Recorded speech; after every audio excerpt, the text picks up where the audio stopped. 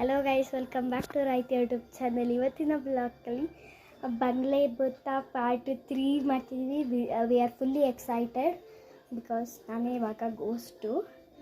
ಅಂದರೆ ಬಂಗ್ಲೆ ಭೂತ ಇದರಲ್ಲಿ ನಾನೇ ಗೋಸ್ಟ್. ಅಂದರೆ ನಾವು ಯಾವ ಥರ ಕ್ರಿಯೇಟ್ ಮಾಡಿದ್ವಿ ಅಂದರೆ ಒಂದು ಗೋಸ್ಟ್ ಇರುತ್ತೆ. ಆ ಗೋಸ್ಟ್ ನೇಮು ತಿರುಬ ಅಂದರೆ ನಾನೇ ಇವಾಗ ನನ್ನ ಗೋಸ್ಟ್ ಥರ ವೇಷ ಹಾಕ್ಕೊಂಡಿದ್ದೀನಿ.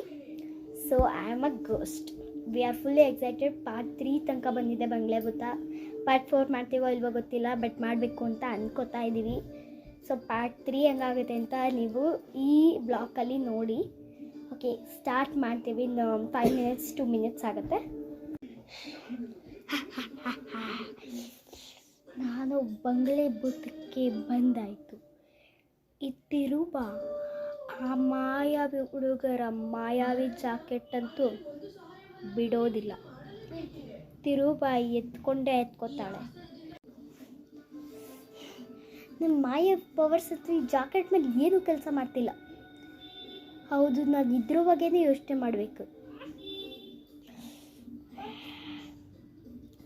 ಏನಂದರೆ ಈ ಮಾಯಾವಿ ಹುಡುಗರಿಗೆ ಮರ್ತೋಗಿದೆ.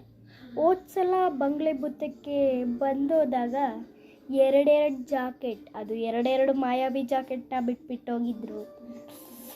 ಅದನ್ನು ನಾನು ಒಂದನ್ನು ಎತ್ಕೊಂಡು ಅಮರಳಾಗ್ಬಿಡ್ತೀನಿ. ಈ ಹುಡುಗರು ಇಬ್ಬರೂ ಮಲ್ಕೊಬಿಟ್ಟಿದ್ದಾರೆ. ನಾನು ನನ್ನ ಕೆಲಸನ ಆರಾಮಾಗಿ ಮಾಡ್ತೀನಿ. ಈ ಮಾಯಾವಿ ಜಾಕೆಟ್ನ ನನ್ನ ಮುಷ್ಟಿಯಿಂದನೇ ಎತ್ಕೊಬಿಡ್ತೀನಿ.